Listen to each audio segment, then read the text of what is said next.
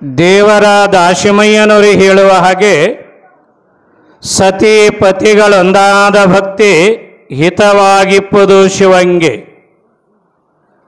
ಸತಿ ಪತಿಗಳೊಂದಾದ ಭಕ್ತಿ ಹಿತವಾಗಿಪ್ಪುದು ಶಿವಂಗೆ. ಸತಿ ಪತಿಗಳೊಂದಾಗದ ಭಕ್ತಿ ಅಮೃತದೊಳಗೆ ವಿಷ ಬೆರೆಸಿದಂತೆ ಕಾಣ ರಾಮನಾಥ ಅಂತ ಹೇಳುತ್ತಾರೆ. ಇಲ್ಲಿ ಮದುವೆ ಆದ ಮೇಲೆ ಬಸವಣ್ಣವರ ಜೀವನ ಹೇಗಾಗಿದೆ ಅಂದ್ರೆ, ಬಸವಣ್ಣವರ ಜೀವನವನ್ನು ಯಾವ ರೀತಿಯಾಗಿ ರೂಪಿಸಿಕೊಂಡಿದ್ದಾರೆ ಅಂತ ಕೇಳಿದರೆ, ನಮ್ಮ ಹಿರಿಯರು ಹೇಳುವ ಹಾಗೆ ಸತಿಯಿಂದ ಸಂತನಾದ ತುಳಸಿದಾಸ ಅಂತ ಹೇಳ್ತಾರೆ. ಸತಿಯಿಂದನ ಈ ನಾಡಿನೊಳಗ ಸಂತರು ಯಾರಾದರೂ ಆಗಿದರೆ ಅವ ತುಳಸಿದಾಸ ಅಂತ ಹೇಳ್ಯಾರ. ಸತಿಯಿಂದ ಶ್ರೇಷ್ಠನಾದ ಪರಮಹಂಸ ಅಂತ ಹೇಳ್ತಾರೆ. ಸತಿಯಿಂದ ಶ್ರೇಷ್ಠರಾದವರು ಈ ನಾಡಿನೊಳಗ ಪರಮಹಂಸರು. ಸತಿಯಿಂದ ಮಹಾಂತನಾದ ಜೇಡರ ದಾಶಿಮಯ್ಯ. ಇರಲಿ ಬಿಡಿ ಅಪ್ಪ, ಅವ್ನು ಎಲ್ಲಿ ಹನಿ ಅದ ಏನು ಮಾಡಿದೀವತ್ತು? ವಾಸನೆ ಭಾಳ ಬರಕತ್ತದ ಅಡಿಗೆ. ಅವಕ್ಕೆ ಜಲ್ದಿ ಉಣಿಸ್ಬಿಡೋಣ, ಹೋಗ್ಬಿಡ್ತಾವ ಮನೆಗೆ ಅಂದ್ರೆ. ಹಾಂ ಇಲ್ಲ ಇರ್ಲಿ ಬಿಡಪ್ಪ, ಮಳೆ ಅದ ಮತ್ತು ಎಲ್ಲಿ ಹೋಗ್ತಾವ. ಕುಂದ್ರಿ, ಮಾತಾಡಬೇಡ್ರಿ. ಹಾಂ ಕಣ್ಣು ಮುಚ್ಚ್ರಿ. ಹಾಂ ಬಿಡು, ಪುರಾಣ ಮುಗಿಯತನ ತೆಗಿಬೇಡ.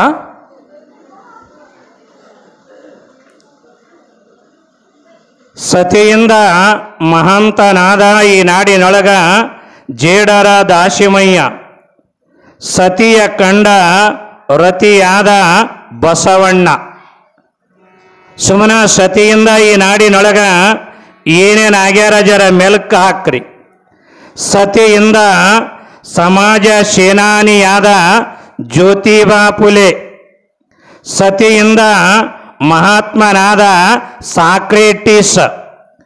ಅದಕ್ಕಾಗಿಯೇ ನಮ್ಮವರಿಗೆ ಹೇಳಿದರ ಸತಿ ಪತಿಗಳೊಂದಾದ ಭಕ್ತಿ ಹಿತವಾಗಿಪ್ಪದು ಶಿವಂಗೆ. ಈ ರೀತಿಯಾಗಿ ಬದುಕನ್ನು ನಿರ್ಮಾಣ ಮಾಡಿಕೊಂಡ ಬಸವ ಮಹಾತ್ಮರ ಆ ಕಲ್ಯಾಣ ನಾಡಿನೊಳಗ ಇರಬೇಕಾದ್ರೆ ಅಂದ ಬಿಜ್ಜಳನ ಅರಮನೆಯೊಳಗ ಒಂದು ಘಟನೆ ನಡೆಯುತ್ತದೆ. ಏನು ಬಿಜ್ಜಳನ ಅರಮನೆಯೊಳಗ ಒಂದು ಘಟನೆ ನಡೀತದೆ ಅಂದರೆ, ಅವತ್ತ ಈ ಬಿಜ್ಜಳನ ಅರಮನೆಯಲ್ಲಿ ಮುಖ್ಯವಾಗಿರುವಂಥ ಒಂದು ಸಭೆ ಅದ. ಬಿಜ್ಜಳ ಭೂಪಾಲನ ಅರಮನೆಯೊಳಗ ಒಂದು ಬಹಳ ಮುಖ್ಯವಾಗಿರುವಂಥ ಸಭೆ ಅದಾರ. ಆ ಸಭೆಗೆ ಏನು ಮಾಡಿದ್ದಾರೆ, ಎಲ್ಲ ಪಂಡಿತರು, ಅರಮನೆಯೊಳಗಿರುವಂಥ ಎಲ್ಲ ಪಂಡಿತರ ಆಗಲೇ ಆ ಮಹಾಸಭೆಯೊಳಗ ಬಂದ ಕುಳಿತುಕೊಂಡಾರ. ಆ ಕಡೆ ಮೇಲುಗಡೆ ಬಿಜ್ಜಳ ಭೂಪಾಲ ರಾಜ ಕುಳಿತುಕೊಂಡಾನ, ಈ ಕಡೆ ಮಂತ್ರಿಗಳು ಕುಳಿತುಕೊಂಡಾರ. ಏನೇನೇನ ಈ ತುಂಬಿರುವ ಸಭೆ. ಆ ಸಭೆಗೆ ಯಾರು ಬರ್ತಾರೆ ಅಂದರೆ, ಸ್ವಲ್ಪ ತಡವಾಗಿ ಆ ಸಭೆಗೆ ಯಾರು ಬರ್ತಾರೆ, ಬಸವಣ್ಣನವರು ಬರ್ತಾರೆ ಅಂದಿನ ಸಭೆಗೆ. ಆಗಲೇ ನಿನ್ನೆಯ ದಿನ ಬಸವಣ್ಣನವರ ಅರಮನೆಯೊಳಗ ಕರ್ಣಿಕ ಹುದ್ದೆಯನ್ನು ಸ್ವೀಕಾರ ಮಾಡ್ಯಾರ. ಕರ್ಣಿಕ ಹುದ್ದೆಯನ್ನು ಸ್ವೀಕಾರ ಮಾಡಿರುವ ಬಸವಣ್ಣನವರು ಏನು ಮಾಡಿದ್ದಾರೆ, ಆವತ್ತಿನ ಸಭೆಗೆ ಜರ ಲೇಟಾಗಿ ಬರ್ತಾರೆ, ಜರ ತಡವಾಗಿ ಬರ್ತಾರೆ. ಆ ತಡವಾಗಿ ಬಂದಾಗ ಎಲ್ಲ ಪಂಡಿತರು ಅಲ್ಲಿರುವಂಥ ಮಧುವರಸ ಆಗಲಿ, ಕೊಂಡಿ ಮಂಚಣ್ಣ ಆಗಲಿ, ಮಧುಸೂದನ ಆಗಲಿ, ಶ್ರೀಧರ ಪಂಡಿತ, ಸಾಮವೇದಿ, ಅಪ್ಪಣ್ಣ, ಜನ್ನ ಪಂಡಿತ, ಚತುರ್ವೇದಿ, ಕೃಷ್ಣರಸ, ಪಿರಿಯ ಸೋಮೇಶ, ಇಂಥ ಘಟಾನುಘಟಿಯ ಪಂಡಿತರೆಲ್ಲ ಆ ವೇದಿಕೆಯ ಎಲ್ಲ ಕುರ್ಚಿಯ ಮಗ್ಗಲಲ್ಲಿ ಕುಳಿತುಕೊಂಡಾರ. ಬಸವಣ್ಣ ಹೀಗೆ ಇರುವಂಥ ಗಳಿಗೆ ಒಳಗ ಏನ ಸಭೆಗೆ ಬಂದ್ರ ಎಲ್ಲಿನೂ ಕುರ್ಚಿನ ಇರಲಿಲ್ಲ ಕುಂದ್ರಾಕ್. ಬಸವಣ್ಣನವರಿಗೆ ಕುರ್ಚಿ ಇಲ್ಲ. ಆ ಕಡೆ ಕೊನೆಗೆ ಒಂದು ಕುರ್ಚಿ ಖಾಲಿ ಇತ್ತು. ಕೊನೆಗೆ ಏನೊಂದು ಕುರ್ಚಿ ಖಾಲಿ ಅದ. ಆ ಖಾಲಿಯ ಕುರ್ಚಿಯ ಮೇಲೆ ಬಸವಣ್ಣನವರ ಹೋಗಿ ಕುಳಿತುಕೊಳ್ತಾರೆ. ಆ ಕಡೆ ದೂರದಲ್ಲಿರುವಂತಹ ಖಾಲಿಯ ಕುರ್ಚಿಯ ಮೇಲೆ ಬಸವಣ್ಣನವರು ಕುಳಿತುಕೊಂಡಾಗ ಆಗ ಈ ಬಿಜ್ಜಳ ಮಹಾರಾಜ ಏನು ಮಾಡ್ತಾನೆ ಅಂದ್ರೆ ಆ ಬಸವಣ್ಣನವರನ್ನ ಮುಂದಕ್ಕೆ ಕರೆಯುತ್ತಾರೆ. ಬಸವಣ್ಣನವರೇ ಮುಂದೆ ಬರ್ರಿ, ನೀವು ಇಲ್ಲಿ ಬರ್ರಿ ಅಂತ ಹೇಳಿ ಅಲ್ಲಿ ಕೊನೆಗೆ ಕುಳಿತಿರುವಂತ ಬಸವಣ್ಣನವರನ್ನ ಕರೆದ ಎಲ್ಲಿ ಕುಂದರ್ಸ್ತಾರೆ ಅಂದ್ರೆ ತನ್ನ ಸಿಂಹಾಸನದ ಮಗ್ಗಲ ಒಂದು ಕುರ್ಚಿಯನ್ನು ಹಾಕಿ ಬಸವಣ್ಣನವರಿಗೆ ಕುಂದರ್ಸ್ತಾರೆ. ಯಾವಾಗ ಈ ಬಿಜ್ಜಳ ಮಹಾರಾಜ ಅವರನ್ನ ಕುರ್ಚಿಯ ಮೇಲೆ ತನ್ನ ಮಗ್ಗಲ ಸಿಂಹಾಸನದ ಮಗ್ಗಲ ಕುಂದರ್ಸಗೊಂಡ ಆಗಲೇ ನಾನಾನುವ ಪಂಡಿತರಿದ್ರು ಅಲ್ಲಿ. ಈ ಬಸವಣ್ಣ ನಿನ್ನೆ ಮೊನ್ನೆ ಬಂದವ ಇವ. ಆಗಲೇ 16 ವರ್ಷಗಳಿಂದ ಅರಮನೆಯೊಳಗ ಕೆಲಸ ಮಾಡುವಂತ ನಾನಾ ಪಂಡಿತರ ಏನಿದ್ರ ಈ ದೃಶ್ಯವನ್ನು ನೋಡಿ, ಈ ಘಟನೆಯನ್ನು ನೋಡಿ ಅವರಿಗೆ ಸಹಿಸಿಕೊಳ್ಳಿಕ್ಕೆ ಆಗಲಿಲ್ಲ. ನೋಡ್ರಿ ಈ ಕತೆ ಎಷ್ಟು ಚಲೋ ಅದ ಕೇಳಿ. ಈ ಘಟನೆಯನ್ನು ನೋಡಿ, ಈ ಪರಿಸ್ಥಿತಿಯನ್ನು ನೋಡಿ ಆ ಎಲ್ಲ ಪಂಡಿತರಿಗೆ ಏನಾಯ್ತು ಅಂದ್ರ ಒಂದು ತರ ಹೊಟ್ಟಿ ಒಳಗ ಖಾರ ಕಲಸ್ದಂಗ ಆಗಾಕತ್ಯಾದ. ಯಾಕ ನಾವು ಈ ಅರಮನೆಯೊಳಗ 10 ವರ್ಷದಿಂದ ದುಡಿಯುತ್ತಿ, ನಾವು ನಾನಾ ಅನ್ನುವಂತ ಪಂಡಿತರಿದ್ದಿ. ನಿನ್ನೆ ಮೊನ್ನೆ ಬಂದಿರುವ ಬಸವಣ್ಣಗ ಈ ಮಹಾರಾಜ ತನ್ನ ಸಿಂಹಾಸನದ ಮಗ್ಗಲು ಕುಂದರ್ಸಿಕೊಂಡ. ಈ ರೀತಿಯಾದ ಅಸೂಯೆಯನ್ನ, ಈ ರೀತಿಯಾಗಿರುವ ಹೊಟ್ಟೆ ಕಿಚ್ಚಿನ ಗುಣವನ್ನ ಅಲ್ಲಿ ಎಲ್ಲ ಪಂಡಿತರೊಳಗ ಹೊಟ್ಟಿಯೊಳಗ ಈ ಕೆಟ್ಟ ಗುಣಗಳನ್ನ ಕಲಸಾಕತ್ಯಾದ. ನಮ್ಮ ಜನಗಳಿಗೆ ದೇವರು ಕೊಟ್ಟಿದ್ದೊಂದು ದೊಡ್ಡ ವರ ಅಂತ ಅನಿಸ್ತದ ನನಗ. ಯಾರ ಚಲೋ ಆದ್ರು ಅಂದ್ರ ಹಿಗ್ಗ ಪಡೋರು ಎಷ್ಟು ಮಂದಿ ಇವ್ರಿ. ಯಾರ ಮನಿ ಕಟ್ಟಿದ್ರ ಆನಂದ ಪಡೋರು ಎಷ್ಟು ಮಂದಿ. ಯಾರ ಹೊಲ ಬೆಳೀತು ಅಂದ್ರ ಆನಂದ ಪಡೋರು ಎಷ್ಟು ಮಂದಿ. ಆ ಹೊಲ ಬೆಳೀಬಾರದು ಅಂತ ಹೇಳಿ ಅಲ್ಲಿ ಒಂದು ಲಿಂಬಿ ಹಣ್ಣು ಒಗೆಯವರ ಇದ್ದೀವಿ ವಿನ ಅದನ್ನು ನೋಡಿ ಯಾರ ಆನಂದ ಪಡೋರು ಇವೇನು. ಇಲ್ಲಿ ನೋಡಿ ಬಸವಣ್ಣನ ಏಳಿಗೆಯನ್ನು ಕಂಡ ಅಲ್ಲಿರುವ ಎಲ್ಲ ಪಂಡಿತರು, ಅಲ್ಲಿರುವಂತ ಎಲ್ಲ ಪಂಡಿತರ ಅಸೂಯೆಯನ್ನು ಪಡ್ತಾರೆ. ಅಸೂಯೆ, ಇದು ಅಸೂಯೆ ಎಲ್ಲರಿಗೆ ಇರ್ತಾರೆ. ಮನೆಯೊಳಗಣ ಕಿಚ್ಚ ಮನೆಯ ಸುಟ್ಟಲ್ಲದೆ ನೆರಮನೆಯ ಸುಡದು ಕೂಡಲ ಸಂಗಮ ದೇವ. ಈ ರೀತಿಯಾಗಿ ಅಲ್ಲಿರುವ ಎಲ್ಲ ಪಂಡಿತರಿಗೆ ಈ ಅಸೂಯೆ ಬರಾಕತ್ಯಾದ. ಇದು ಯಾವಾಗ ಯಾಗಳಿಗಾಗ ಎಲ್ಲಿ ಬರ್ತದೆ ಗೊತ್ತೇ ಆಗಲ್ರಿ ಇದು. ಈಗ ಯಾರ ಒಂದು ಚಲೋ ಸೀರೆ ತಂದ್ರು ಅಂದ್ರ ನಿಮಗೂ ಅಸೂಯೆ ಚಾಲು ಆಯ್ತ. ನಿಮಗಲ್ಲ ನಾ ಹೇಳೋದು, ಲೋಕಾರೂಢಿ. ಯಾರಿಗೆ ಈ ಅಸೂಯೆ ಅನ್ನೋದು ಬಿಟ್ಟೇ ಇಲ್ಲ. ಒಮ್ಮೆ ಶಿಶುನಾಳ ಶರೀಫ ಲಕ್ಷ್ಮೇಶ್ವರದೊಳಗ ಪ್ರಭುಲಿಂಗ ಲೀಲಾ ಪುರಾಣ ಹೇಳ್ತಿದ್ರು. ಆ ಪ್ರಭುಲಿಂಗ ಲೀಲೆಯನ್ನು ಹೇಳುವಾಗ ಈ ಶರೀಫ ಅಲ್ಲಮ ಪ್ರಭುದೇವರು ಅಂದ್ರೆ ಆರಾಧ್ಯ ದೇವರು ಶರೀಫನಿಗೆ 6 ಶಾಸ್ತ್ರ 18 ಪುರಾಣ ನನ್ನ ಬಗಲಾಗ ಪ್ರಭುಲಿಂಗ ಲೀಲೆ ನನ್ನ ತಲೆ ಮ್ಯಾಲ ಅಂತೇಳಿ ಯಾರು ಶರೀಫ. ಇಂಥ ಶರೀಫ ಅಲ್ಲಿ ಪುರಾಣ ಹೇಳ್ತಿದ್ದ ಎಲ್ಲಿ ಲಕ್ಷ್ಮೇಶ್ವರದೊಳಗೆ. ಹಿಂಗ ವೇದಿಕೆ ಮೇಲುಗಡೆ ಕುತ್ಕೊಂಡ ಸಿಂಹಾಸನದ ಮೇಲೆ ಕುತ್ಕೊಂಡ ಶರೀಫ ಪ್ರಭುಲಿಂಗ ಲೀಲಾ ಹೇಳ್ತಾರ.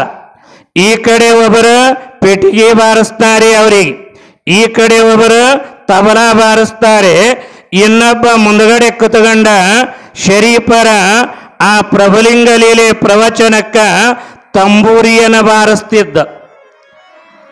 ಆ ತಂಬೂರಿ ಬಾರಿಸವ ಮೇಲ್ವರ್ಗದ ಮನುಷ್ಯ ಅದಾನ. ಇವ ಶರೀಫ ನೋಡಿದರ ಜಾತಿಯಿಂದ ಮುಸಲ್ಮಾನರವ ಅದಾನ. ಆ ತಂಬೂರಿ ಬಾರಿಸವನಿಗೆ ಹಿಂಗ ಅನಿಸ್ತಂತ. ಏನು ಅನಿಸ್ತ, ನಾ ನೋಡಿದ್ರ ಮ್ಯಾಲ್ಜಾತಿ ಮನುಷ್ಯ ಇದ್ದೀನಿ, ಇವ ಪುರಾಣ ಹೇಳ ಶರೀಫ್ ನೋಡಿದ್ರ ಮುಸಲ್ಮಾನರವ ಅದಾನ. ಆದ್ರೆ ಈ ಅಸೂಯೆ ಗುಣ ಬಂದು, ಈ ಹೊಟ್ಟಿ ಕಿಚ್ಚಿನ ಗುಣ ಬಂದ ಆ ತಂಬೂರಿ ಬಾರ್ಸವ ಏನು ಮಾಡಾಕತ್ತ ಅಂದ್ರ ಸ್ವರ ಬಿಟ್ಟ ಅಪಸ್ವರದಾಗ ಬಾರ್ಸಾಕತ್ತ.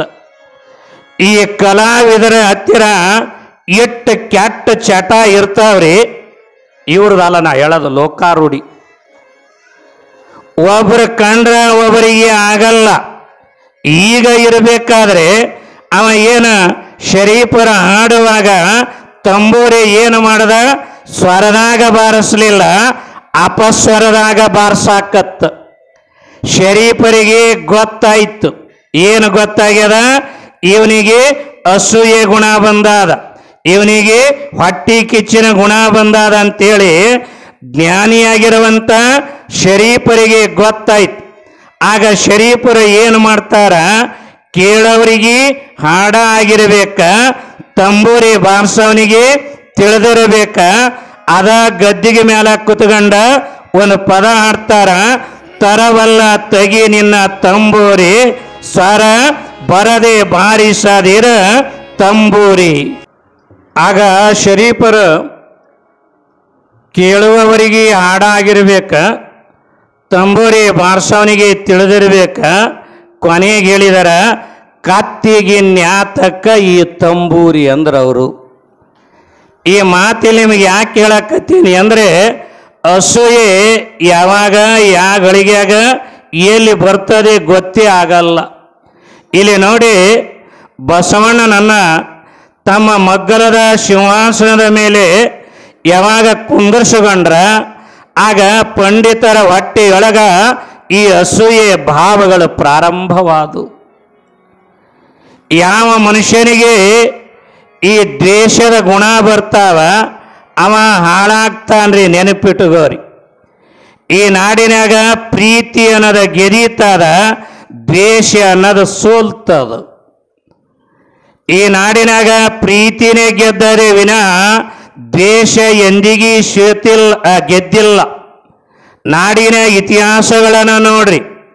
ಗಾಂಧಿಯವರ ನಮ್ಮ ನಾಡಿಗೆ ಈ ಸ್ವಾತಂತ್ರ್ಯವನ್ನು ತಂದು ಕೊಡುವಾಗ ಪ್ರೀತಿಯಿಂದ ಒಂದು ಕಪಾಳಕ್ಕೆ ಹೊಡೆದವನಿಗೆ ಇನ್ನೊಂದು ಕಪಾಳವನ್ನು ಕೊಟ್ಟರೆ ವಿನ ದೇಶದಿಂದ ಈ ನಾಡನ್ನು ಕಟ್ಟಲಿಲ್ಲ. ನೆನಪಿಡ್ರಿ, ಪ್ರೀತಿ ಹೆಂಗ ಗೆದೀತದ, ದೇಶ ಹೆಂಗ ಸೋಲ್ತದ. ಅವ ಸಾವುಕಾರ ಬಹಳ ದೊಡ್ಡ ಮನೆಯನ್ನ ಕಟ್ಟಿದ್ದ. ಎಂಥ ಮನೆ ಅಂದ್ರೆ ಭವ್ಯ ಬಿಲ್ಡಿಂಗ್ ಕಟ್ಟ್ಯಾನ. ಆ ಮನ್ಯಾಗ ಒಬ್ಬನ ಇರ್ತಿದ್ದ. ಒಂದು ದಿನ ಸಾವುಕಾರ ಯಾವುದೋ ಒಂದು ಕಾರಣಕ್ಕ ಆ ಮನೆಯಿಂದ ಹೊರಗೆ ಹೋದ. ಮನೆಯಿಂದ ಹೊರಗೆ ಹೋಗುವಾಗ ಆ ಮನೆಯ ಬಾಗಿಲವನ್ನು ಹಾಕದ ಹೋದ ಸಾವುಕಾರ. ಆ ಮನೆಯ ಮುಂದೆ ಒಂದು ನಾಯಿನ ಸಾಕಿದ್ದ. ಆ ನಾಯಿ ಹಿಂಗ ಯೋಚನೆ ಮಾಡ್ತಂತ, ನಮ್ಮ ಸಾವುಕಾರ ಬಹಳ ದೊಡ್ಡ ಮನೆ ಕಟ್ಟ್ಯಾನ, ಮನೆ ಉದ್ಘಾಟನೆ ಮಾಡಿ 6 ತಿಂಗಳಾಗ್ಯದ, ನಾ ಮನ್ಯಾಗ ಹೋಗಿಲ್ಲ, ಮನ್ಯಾಗ ಏನದ ನೋಡಿಲ್ಲ, ಜರ ನೋಡ್ಬೇಕಂತ ನಾಯಿ ಒಳಗೆ ಬತ್ರಿ ಮನ್ಯಾಗ. ಯಾವಾಗ ನಾಯಿ ಒಳಗೆ ಬತ್ತ, ಆ ಮನೆ ನೋಡಿ, ಮನೆ ಭಾಳ ಕಿಮ್ಮತ್ತಿನದದ, ಕೆಳಗ ಗ್ರಾನೈಟ್ ಅದಾವೆ, ಒಳ್ಳೆ ಕಲರ್ ಹಚ್ಚಾರೆ, ಮ್ಯಾಲ್ ನೋಡ್ತೀರಿ ಲೈಟ್ ಅದಾವ, ಫ್ಯಾನ್ ಅದಾವ, ಏನೆಲ್ಲ ಅದ. ಅದನ್ನು ನೋಡಿ ನಾಯಿಗೆ ಪ್ರೀತಿ ಬರಲಿಲ್ಲ, ದ್ವೇಷ ಬರಾಕತ್ತು. ಯಾಕೆ ದ್ವೇಷ ಬರಾಕತ್ತು? ಅದಕ್ಕಂದ್ರೆ ಆ ಸಾವುಕಾರ ಏನು ಮಾಡಿದನಂದ್ರೆ, ಆ ಎಲ್ಲ ಮನ್ಯಾಗ ಎಲ್ಲ ಕೋಣೆಯೊಳಗ ಒಂದೊಂದು ಕನ್ನಡಿಗಳನ್ನು ಹಾಕಿದ, ದೊಡ್ಡ ಕನ್ನಡಿ. ಈ ನಾಯಿ ಏನು ಮಾಡದ, ಆ ಕನ್ನಡಿ ಮುಂದೆ ಹೋಗಿ ನಿಂದ್ರದು.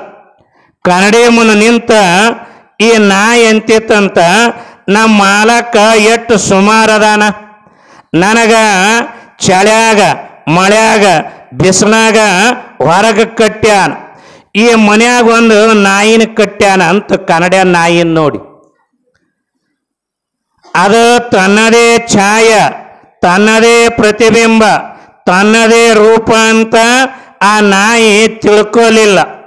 ಆ ಕನ್ನಡಿಯೊಳಗಿನ ನಾಯಿನ ನೋಡಿ ಇದು ಕಾಲು ಕೆದರಾಕತ್ರಿ. ಮತ್ತು ಇದು ಕಾಲು ಕೆದರ್ತದಂದ್ರೆ ಅದನ್ನು ಕಾಲು ಕೆದರದೇ ಅಲ್ಲ. ಇದು ಕಾಲು ಕೆದರಿ ಒದರಾಕ್ ಚಾಲು ಮಾಡ್ತು, ಅದು ಕನ್ನಡಿಯೊಳಗಿನ ನಾಯಿನ ಒದರಾಕ್ ಚಾಲು ಮಾಡ್ತು. ಈ ನಾಯಿ ಅಂತ ನಾ ಹೊರಗ ಹೈರಾಣಾಗಿದ್ದ ನಾ ಒದರಿದ್ರ ನೀ ಯಾಕೆ ಒದರ್ತಿ ಅಂತ ಮತ್ತೆ ಜೋರು ಒದರಾಕತ್ರಿ. ಕೊನೆಗೆ ಒದರಿ ಒದರಿ ಒದರಿ ಅದೇ ಕನ್ನಡಿಯ ಮುಂದ ಬಾಯಿಯೊಳಗಿನ ರಕ್ತ ಬಿದ್ದ ಆ ನಾಯಿ ಸತ್ತು ಹೋಗ್ತದ.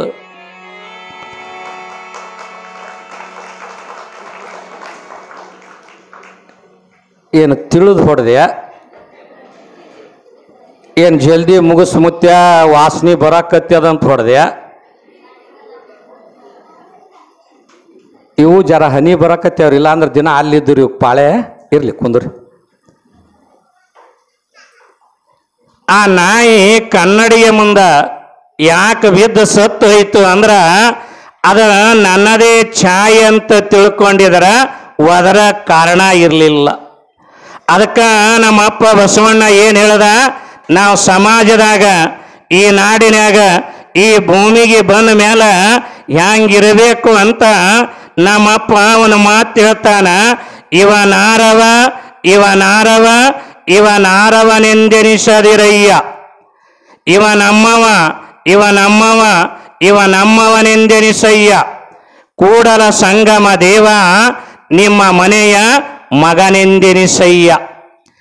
ಇಂಥ ಭಾವವನ್ನ ಇರಬೇಕಾಗ್ಯದ ವಿನ ಈ ಮಾತು ನಿಮಗೆ ಯಾಕೆ ಕೇಳದೆ ಅಂದ್ರೆ ಪ್ರೀತಿ ಅನ್ನೋದ ಗೆದೀತದ, ದ್ವೇಷ ಅನ್ನೋದು ಈ ನಾಡಿನಾಗ ಸೋಲ್ತದ. ಅದಕ್ಕೆ ಇಲ್ಲಿ ಬಸವಣ್ಣನವರ ಈ ನಾಡನ್ನ ಪ್ರೀತಿಯಿಂದ ಗೆದ್ದಿದ್ದಾರೆ. ಬಸವಣ್ಣನವರ ಎಲ್ಲಿನೂ ನಾ ದೊಡ್ಡವ ಅಂದಿಲ್ಲ, ಎಲ್ಲಿನೂ ನಾ ಹಂಗ ಅಂತ ಕರ್ಕೊಂಡಿಲ್ಲ. ಬಾಗಿದ ತಲೆ ಮುಗಿದ ಕೈಯಾಗಿ ನಾಡನ್ನ ಕಟ್ಟಿದವರು ನಮ್ಮಪ್ಪ ಬಸವಣ್ಣ. ನೆನಪಿಡ್ರಿ, ಬಸವಣ್ಣನ ವಾರಸುದಾರರಾಗಿರುವಂಥ ನಾವುಗಳಿಗೆ ಆ ಗುಣಾದಿಗಳು ನಮಗೆ ಬರಬೇಕಾಗ್ಯಾವ. ಇವತ್ತ ದುರಹಂಕಾರಿಯಾಗಿರುವಂಥ ಹಿಟ್ಲರ ಇಡೀ ರಾಜ್ಯವನ್ನೇ ಹಾಳು ಮಾಡಿದರ, ಬಾಗಿದ ತಲೆ ಮುಗಿದ ಕೈ ಕಲ್ಯಾಣ ನಾಡನ್ನ ಕಟ್ಟಿತ, ನಾಡಿನ ಮೂಲೆ ಮೂಲೆಯ ಶರಣರನ್ನ ಕಲ್ಯಾಣಕ್ಕ ಬರಮಾಡಿಕೊಂಡಿತ್ತು. ಈ ರೀತಿಯಾಗಿ ಬಸವಣ್ಣನವರ ಬದುಕಾಗೆ ಇರಬೇಕಾದ್ರ ಅಲ್ಲಿ ಇನ್ನೊಂದು ಘಟನಾ ನಡೀತಾರೆ ಅರಮನೆಯೊಳಗೆ. ಯಾವಾಗ ಇವರ ಪಂಡಿತರ ಹೀಗೆ ಮನದೊಳಗನ ಈ ಭಾವದೊಳಗ ಇರಬೇಕಾದ್ರ ಆಗ ಬಿಜ್ಜಳ ಮಹಾರಾಜ ಒಂದು ಪ್ರಶ್ನೆ ಕೇಳ್ದನಂತ. ಅಲ್ರಪ್ಪ, ನೀವೇನು ಎಲ್ಲ ಪಂಡಿತರು ಇಲ್ಲಿ ಕೂತ್ಕೊಂಡಿರಲ್ಲ, ನೀವೆಲ್ಲ ಪಂಡಿತರ ನಿಮ್ಮ ನಿಮ್ಮ ಪರಿಚಯವನ್ನ ಹೇಳ್ರಿ ಅಂದನಂತ. ಯಾರ? ಬಿಜ್ಜಳ ಮಹಾರಾಜ. ಯಾವಾಗ ಪಂಡಿತರಿಗೆ ಬಿಜ್ಜಳ ಮಹಾರಾಜ ಪರಿಚಯ ಹೇಳಂದ, ಕೆಲವು ಮಂದಿಗೆ ತಮ್ಮನ ತಾವು ವರ್ಣನ ಮಾಡಿಕೊಳ್ಳೋದು ಅಂದ್ರೆ ಭಾಳ ಖುಷಿ ಇರ್ತದ್ರಿ.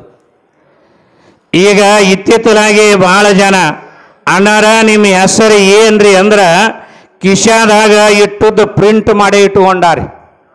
ಹಿಂಗೆ ಕೊಟ್ಟ ಬಿಡ್ತಾರೆ, ನೋಡ್ಬೇಕ್ರಿ, ಅದು ಅರ್ಧ ಗಂಟೆ ಬೇಕ್ರಿ ಓದಾಕ. ಒಳಗೆ ಏನಾರ ಇರ್ತದಂದ್ರೇನು ಏನೂ ಇಲ್ಲ, ಬರೀ ಅದೊಂದ ನೋಡ್ಬೇಕು.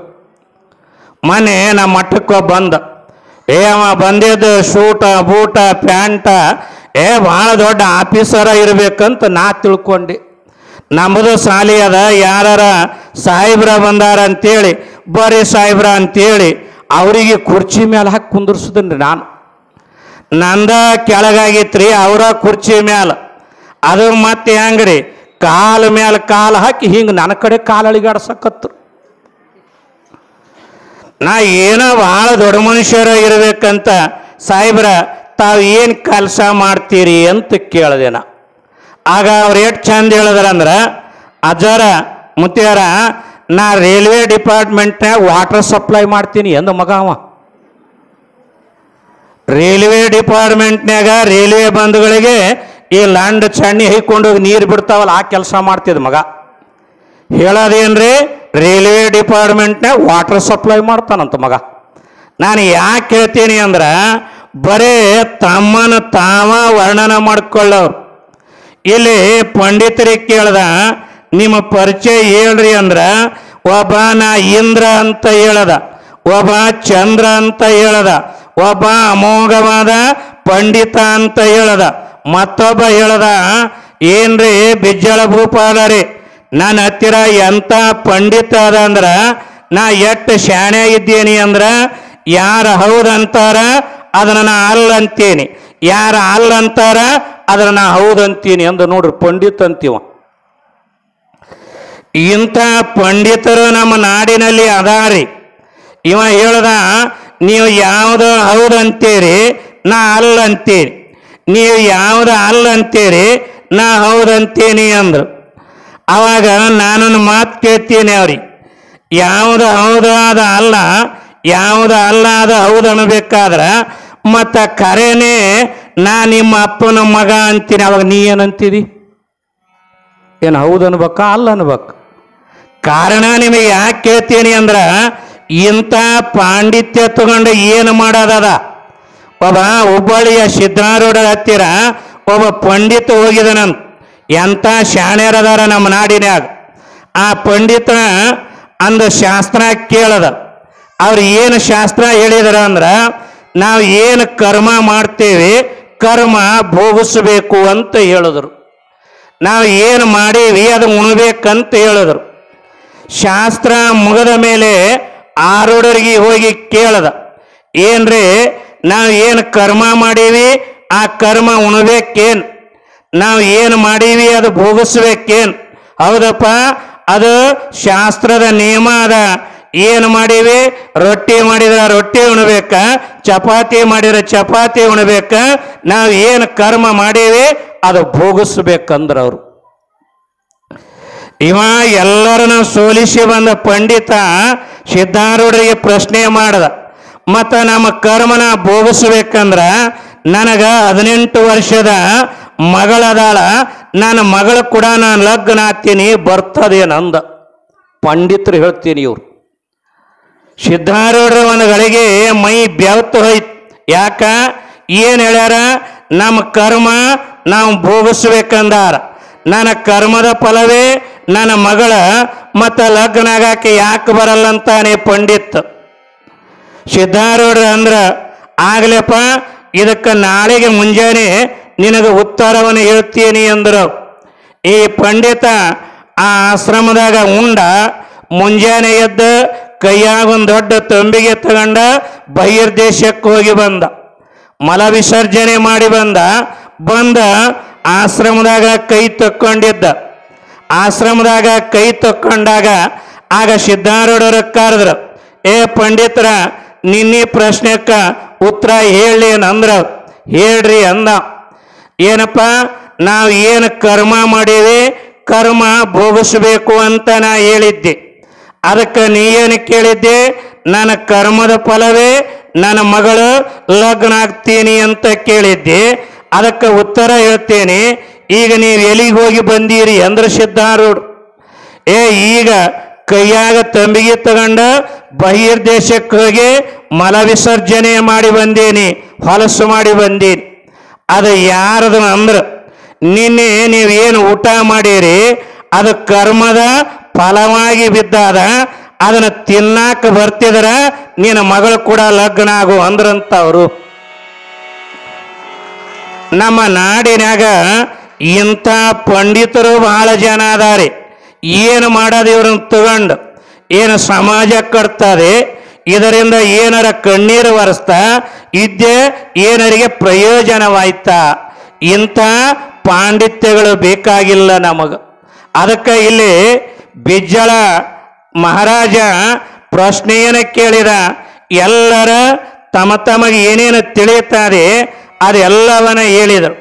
ಕೊನೆಗೆ ಬಸವಣ್ಣವರ ಪಾಳೆ ಬಂತು. ಬಸವಣ್ಣವರ ಪಾಳೆ.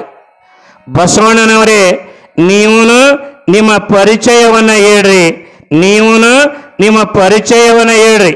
ಅವರೆಲ್ಲ ಇಂದ್ರ ಚಂದ್ರ ಪಂಡಿತ ಆಗ ಈಗ ಹೇಳ್ಯಾರ, ನೀವು ನಿಮ್ಮ ಪರಿಚಯವನ್ನು ಹೇಳ್ರಿ ಅಂದಾಗ ಆಗ ಬಸವಣ್ಣವರಂದ್ರಂತ, ಈ ಮಹಾವಾರಿದಿಯ ಮುಂದೆ ನಾನೇನು ಅಲ್ಲ ಪ್ರಭು ಅಂದ್ರವ್ರು. ಈ ಜಗತ್ತಿನಾಗ ಬಹಳ ಎಲ್ಲ ದೊಡ್ಡದದ, ಅದ್ರಾಗ ನಾ ಎಲ್ಲ ಸಣ್ಣವನೇ.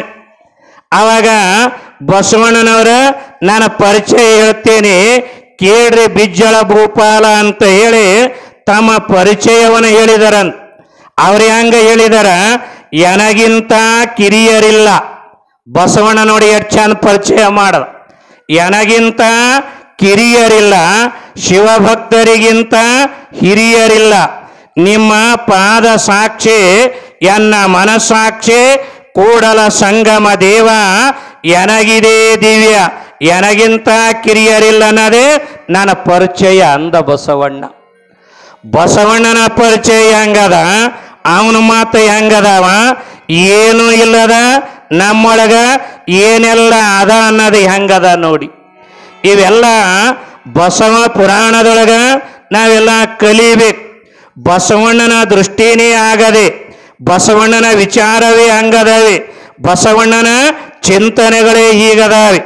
ಒಮ್ಮೆ ಬಿಜ್ಜಳ ಮಹಾರಾಜ ಈ ಕಡೆ ಕೊಂಡಿ ಮಂಚಣ್ಣಗ, ಈ ಕಡೆ ಬಸವಣ್ಣವರಿಗೆ ಒಂದು ಮಾತು ಹೇಳಿದನಂತ. ಏನು ಹೇಳಿದ ಬಸವಣ್ಣ ಆ ಬಿಜ್ಜಳ ಮಹಾರಾಜ ಅಂದ್ರ, ಏಪ ನಿಮಗೆ 15 ದಿನ ಸಮಯವನ್ನು ಕೊಡ್ತೀನಿ. ಯಾರು ಹೇಳ್ತಾರ? ಬಿಜ್ಜಳ ಮಹಾರಾಜ ಹೇಳಕತ್ಯಾನ. ಬಸವಣ್ಣನವರ ಈ ನಾಡಿನಾಗ ಒಬ್ಬ ಕೆಟ್ಟ ಮನುಷ್ಯನನ್ನ ನೀವು ಕರ್ಕೊಂಬರ್ರಿ ಅಂತ ಹೇಳ್ದಾರಂತ. ಈ ನಾಡಿನಾಗ ಒಬ್ಬ ಸುಮಾರಿರ ಮನುಷ್ಯಾಗ ಕರ್ಕೊಂಬರ್ರಿ ಅಂತ ಬಿಜ್ಜಳ ಮಹಾರಾಜ ಬಸವಣ್ಣವ್ರಿಗೆ ಹೇಳ್ಯಾರ. ಈ ಕಡೆ ಕೊಂಡಿ ಮನ್ಸನಿಗೇನು ಹೇಳ್ದ, ಈ ನಾಡಿನಾಗ ಒಳ್ಳೆಯವರು ಯಾರದಾರೆ ಅಂಥವ್ರನ್ನ ಒಬ್ಬರನ್ನ ಕರ್ಕೊಂಬರ್ರಿ ಅಂತ ಹೇಳ್ದನಂತ. ನೋಡಿ ಎಷ್ಟು ವಿಚಿತ್ರ ಹೇಳ್ಯಾನ. ಬಸವಣ್ಣವರಿಗೆ ಒಬ್ಬ ಸುಮಾರು ಮನುಷ್ಯ ಕರ್ಕೊಂಬ ಅಂತ ಹೇಳ್ಯಾನ. ಇಲ್ಲಿ ಕೊಂಡಿ ಮನ್ಸನಗ ಒಬ್ಬ ಒಳ್ಳೆಯವ್ರನ್ನ ಕರ್ಕೊಂಬ ಅಂತ ಹೇಳ್ಯಾನ. ಆ ಗಳಿಗೆ ಒಳಗ ಇಬ್ಬರಿಗೆ 15 ದಿನ ಅವಕಾಶ ಕೊಟ್ಟಾನೆ. ಇಬ್ಬರಿಗೆ 15 ದಿನ ಅವಕಾಶವಿರುವಾಗ 15 ದಿನ ಸಮಯವನ್ನು ತೆಗೆದುಕೊಂಡ ಈ ನಾಡನೆಲ್ಲ ಸುತ್ತುತ್ತಾರೆ. ಕೊಂಡಿ ಮಂಚಣ್ಣನು ಅಡ್ಡಾಡ್ತಾನೆ, ಬಸವಣ್ಣನು ಅಡ್ಡಾಡ್ತಾರೆ. 15 ದಿನ ಮುಗಿದ ಮೇಲೆ ಬಸವಣ್ಣವರು ಬಂದಾರೆ, ಕೊಂಡಿ ಮಂಚಣ್ಣನು ಬಂದಾನೆ. ಆಗ ಕೊಂಡಿ ಮಂಚಣ್ಣಗ ಬಸವಣ್ಣವ್ರು ಕೇಳ್ತಾರ, ಏನ್ರಿ ಮಂಚಣ್ಣನವ್ರೆ, ನಿಮಗೊಬ್ಬ ಒಳ್ಳೆಯ ಮನುಷ್ಯನನ್ನು ಕರ್ಕೊಂಬ ಅಂತೇಳಿದ್ದೆ, ಎಲ್ಲದಾನ? ಆಗ ಕೊಂಡಿ ಮಂಚಣ್ಣ ಅಂದನಂತ, ಈ ನಾಡನೆಲ್ಲ ಅಡ್ಡಾಡದೆ, ಈ ಜಗತ್ತೆಲ್ಲ ಸುತ್ತಾಡಿ ಬಂದೀನಿ, ನನಗ ಯಾರು ಒಳ್ಳೆಯವರು ಅನ್ನೋರು ಈ ನಾಡಿನಾಗ ಯಾರೂ ಕಂಡಿಲ್ಲ. ಏನ ಒಳ್ಳೆಯವಿದ್ರ ನಾ ಒಬ್ಬನ ಒಳ್ಳೆಯವಂದನಂತ ಕೊಂಡಿ ಮಂಚಣ್ಣ. ಅದನ್ನೇ ಬಸವಣ್ಣವ್ರಿಗೆ ಏನು ಹೇಳ್ಯಾರ, ಒಬ್ಬ ಸುಮಾರು ಮನುಷ್ಯನಿಗೆ ಕರ್ಕೊಂಬ ಅಂದಾರ. ಆ ಸುಮಾರು ಮನುಷ್ಯನಿಗೆ ಕರ್ಕೊಂಬ ಅಂತೇಳಿ ಬಸವಣ್ಣವ್ರು ಎಲ್ಲಿ ಅದಾನೆ, ಎಲ್ಲಿ ಕರ್ಕೊಂಬಂದಿರಿ ಅಂದ್ರ, ಬಸವಣ್ಣವ್ರಂದ್ರ ಈ ನಾಡಿನಾಗ ಇರೋರೆಲ್ಲರೂ ಒಳ್ಳೆಯವರೇ ಅದಾರ. ಈ ನಾಡಿನಾಗ ಇರೋರೆಲ್ಲರೂ ಒಳ್ಳೆಯವರು ಅದಾರ. ಏನೋ ಜರ ಸುಮಾರು ಅಂದ್ರ ನಾನಾ ಇದ್ದೀನಿ ಅಂದ ಬಸವಣ್ಣ. ಬಸವಣ್ಣನಂತ ಈ ನಾಡಿನೊಳಗ ಅಂಕು ಡಂಕುಗಳನ್ನು ತಿದ್ದಿಕೊಂಡವರು ಈ ನಾಡಿನೊಳಗ ಇನ್ನೂ ಹುಟ್ಟಿಲ್ಲ, ಮುಂದೂ ಯಾರು ಹುಟ್ಟಲ್ಲ. ನೆನಪಿಡ್ರಿ ನಾನು ಹೇಳೋದು. ತಮ್ಮೊಳಗಿನ ಅಂಕು ಡಂಕುಗಳನ್ನು ತಿದ್ದಿಕೊಂಡ ಬಸವಣ್ಣ ಹೇಳದ, ಏನ ಜರ ಸುಮಾರು ಅಂದ್ರ ನಾನ. ಇದನ್ನ ಯಾಕೆ ಹೇಳದೆ ಅಂದ್ರ, ನಮ್ಮ ದೃಷ್ಟಿ ಹೆಂಗಿರ್ತದ ಜಗತ್ತ ಹಾಗೇ ಕಾಣುತ್ತಿ. ನಮ್ಮ ದೃಷ್ಟಿ ಹೆಂಗಿರ್ತದ ಇಡೀ ಜಗತ್ತನ್ನ ಹಂಗ ನೋಡ್ತಿ. ಕೊಂಡಿ ಮಂಚಣ್ಣನ ದೃಷ್ಟಿಗೆ ಜಗತ್ತ ಹಂಗಾಗಿ ಕಂಡ್ರ ಬಸವಣ್ಣನವರ ದೃಷ್ಟಿಗೆ ಜಗತ್ತ ಒಳ್ಳೆಯದಾಗಿ ಕಾಣ್ತದ. ಒಮ್ಮೆ ದೇವಲೋಕದ ಆಕಳ ಭೂಲೋಕಕ್ಕೆ ಬಂದಿತ್ತಂತ. ದೇವಲೋಕದ ಕಾಮಧೇನು ಈ ಭೂಲೋಕಕ್ಕೆ ಬಂದಾಗ ಆ ಕಾಮಧೇನ ಎಲ್ಲಿ 5 ಹೊರಟಿತ್ತು ಅಂದ್ರೆ ಒಬ್ಬ ಗೌಳಿಗೆನ ಮನೆ ಮುಂದೆ 5 ಹೊರಟಿತ್ತು. ಆ ಗೌಳಿಗೆರಮ ಈ ಕಾಮಧೇನ ಕಲ್ಪವೃಕ್ಷವನ್ನ ನೋಡಿ ಅಂದನಂತ, ಈ ಆಕಳ ಆನಿ ಇದ್ದಂಗದ, ಇದನ್ನ ಮನೆಗೆ ತಂದ ನಾ ಹೈನು ಮಾಡಿದರ ಕೊಡಗಟ್ಟಲೆ ಹಾಲು ಹಿಂಡಾಕ ಬರ್ತದಲ್ಲ ಅಂದ ಆಕಳ. ಆ ಆಕಳ ಮುಂದೆ ಎಲ್ಲಿ ಹೋಯ್ತು ಅಂದ್ರ ಒಬ್ಬ ಚಪ್ಪಲ ಮಾಡವನ ಮನೆ ಮುಂದೆ ಹೋಯ್ತು. ಆ ಚಪ್ಪಲ ಮಾಡವ ಈ ಆಕಳನ ನೋಡಿ ಅಂದ, ಇದರ ಚರ್ಮ ಬಹಳ ದಪ್ಪ ಅದ, ಇದು ಏನಾರ ಸತ್ತ ನನ್ನ ಮನೆಗೆ ಬಂದ್ರ 100 ಜೊತೆ ಚಪ್ಪಲಗಳನ್ನು ಮಾರಿ ಮಾರಾಟ ಮಾಡಬಹುದಲ್ಲ ಅಂದ. ಆ ಆಕಳ ಮುಂದೆ ಎಲ್ಲಿಗೆ ಬತ್ತು ಅಂದ್ರ ಒಬ್ಬ ವೈದಿಕ ಸಂಪ್ರದಾಯದ ಬ್ರಾಹ್ಮಣನ ಮನೆ ಮುಂದೆ ಬರ್ತಾರೆ. ಆ ವೈದಿಕ ಸಂಪ್ರದಾಯದ ಬ್ರಾಹ್ಮಣ ಈ ಆಕಳನ ನೋಡಿ ಅಂತಾನ, ಈ ಗೋಮಾತೆಯನ್ನ ಮನೆಗೆ ತಂದ್ರ ಆಕಳ ಹೊಟ್ಟೆಯೊಳಗ ದೇವಾನ ದೇವತೆಗಳಿರ್ತಾರಂತ, ಈ ಆಕಳನ್ನ ಪೂಜಾ ಮಾಡಿದ್ರ ಎಷ್ಟು ಪುಣ್ಯ ಬರ್ತದ ಅಂದ. ಆಕಳ ಒಂದೇ ಅದ, ಒಬ್ಬನಿಗೆ ಚಪ್ಪಲಿಗೆ ಯೋಗ್ಯವಾಯ್ತ, ಒಬ್ಬನಿಗೆ ಮಾಂಸಕ್ಕೆ ಯೋಗ್ಯವಾಯ್ತ, ಇನ್ನೊಬ್ಬನಿಗೆ ಪೂಜೆಗೆ ಯೋಗ್ಯವಾಗ್ತದ. ಈ ಮಾತು ನಿಮಗೆ ಯಾಕೆ ಹೇಳದೆ ಅಂದ್ರ, ಯಾರ್ಯಾರು ಯಾವ ದೃಷ್ಟಿಯನ್ನಿಟ್ಟುಕೊಂಡ ಯಾವ ವಿಚಾರವನ್ನಿಟ್ಟುಕೊಂಡ ಯೋಚನೆಯನ್ನು ಮಾಡ್ತಾರ ಅವರವರ ದೃಷ್ಟಿಯಂತೆ ಈ ಎಲ್ಲ ವಿಚಾರಗಳನ್ನ ನಾವಿಲ್ಲಿ ಕೇಳುತ್ತೇವೆ. ಹಾಗೆ ಬಸವಣ್ಣನವರು ಒಳ್ಳೆಯವರ ಯಾರು ಈ ಜಗತ್ನ್ಯಾಗ ಎಲ್ಲರೂ ಒಳ್ಳೆಯವರದಾರ. ಏನ ಸುಮಾರು ಅಂದ್ರ ನಾನೊಬ್ಬನೇ ಅಂತ ಹೇಳಬೇಕಾದ್ರ ಬಸವ ಮಹಾತ್ಮರಲ್ಲಿರುವಂಥ ಹಿರಿಯ ಗುಣವನ್ನ ನಾವಿಲ್ಲಿ ಕಂಡುಕೊಳ್ತೇವೆ. ಹೀಗೆ ಬಸವಣ್ಣನವರು ಆ ಕಲ್ಯಾಣದೊಳಗ ಇಂಥ ಹಲವಾರು ಲೀಲೆಗಳು ಘಟನೆಗಳು ಮನ ಪರಿವರ್ತನೆಯ ಕಾರ್ಯವನ್ನು ಮಾಡ್ತಾ ಇರುವಾಗ ಮುಂದೆ ಏನು ನಡೆಯುತ್ತದೆ ಅನ್ನೋದನ್ನ ನಮ್ಮ ಗವಾಯಿಗಳವರ ಹಾಡಿನ ಮುಖಾಂತರ ನೋಡೋಣ.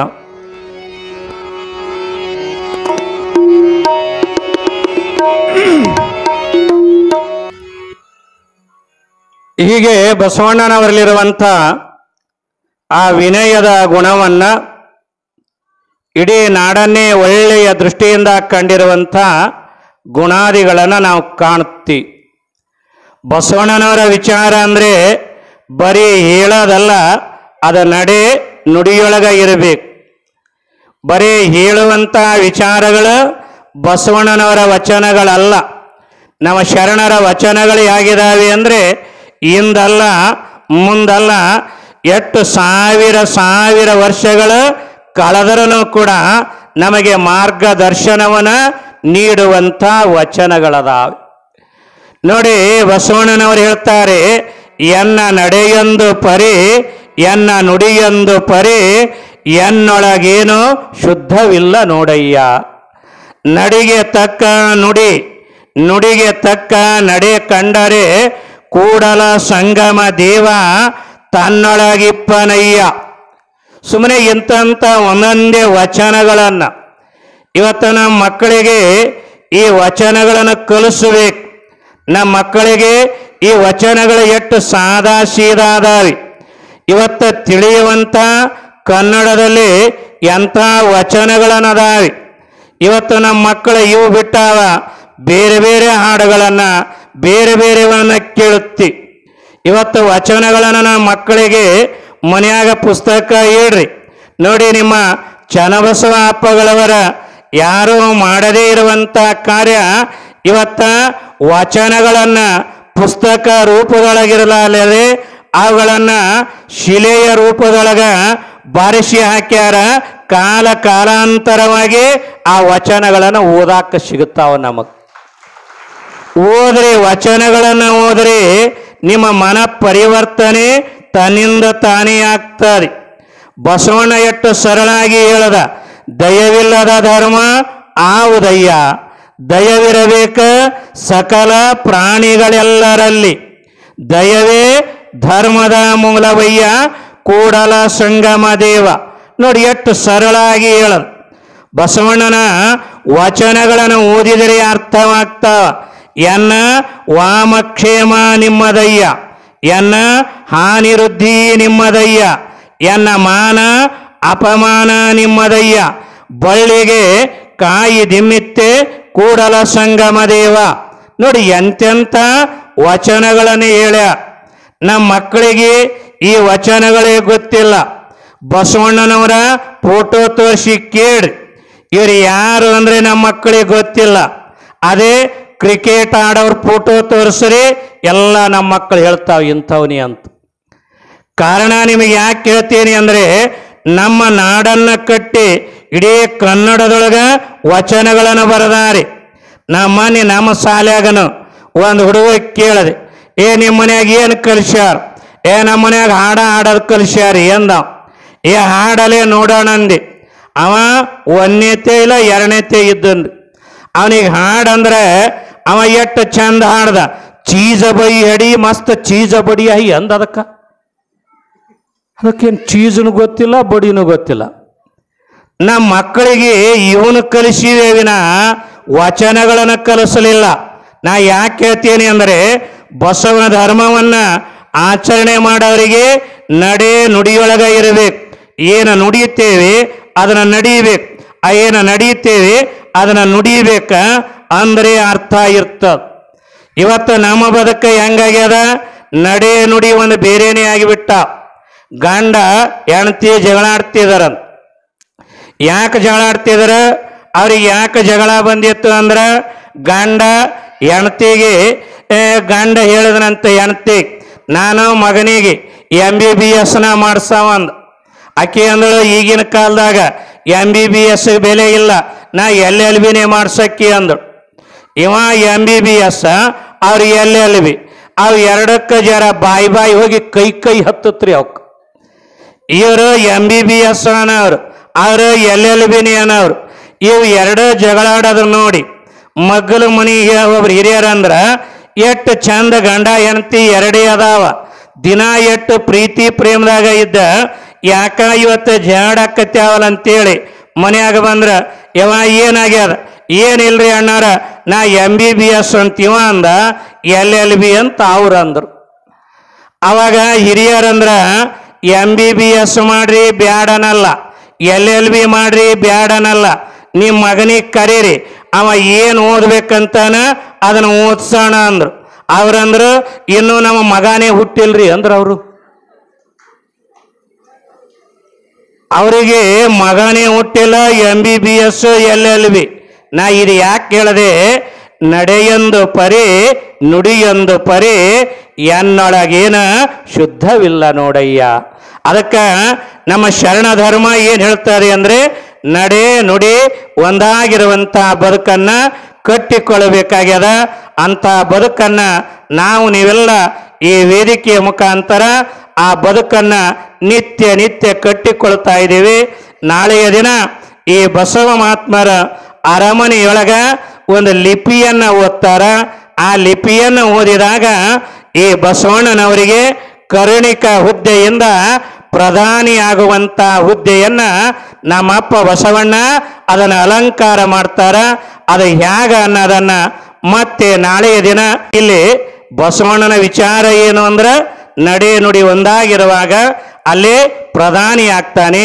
ಆ ಪ್ರಧಾನಿ ಹುದ್ದೆಯನ್ನು ಹ್ಯಾಂಗ ಸ್ವೀಕಾರ ಮಾಡ್ತಾನೆ ಅನ್ನುವಂಥ ವಿಚಾರವನ್ನು ಮತ್ತೆ ನಾಳೆಯ ದಿನ ನಾವು ನೀವೆಲ್ಲ ಆಲಿಸೋಣ ಅಂತ ಹೇಳಿ ಈ ಪ್ರವಚನವನ್ನು, ಈ ಪುರಾಣವನ್ನು ಪೂಜ್ಯ ಚನ್ನಬಸವ ಅಪ್ಪಗಳವರ ಶ್ರೀಪಾದಕ್ಕೆ ಅರ್ಪಣೆಯನ್ನು ಮಾಡಿ ನನ್ನ ಎರಡು ಮಾತುಗಳಿಗೆ ವಿರಾಮ ಕೊಡ್ತಾ ಇದ್ದೀನಿ.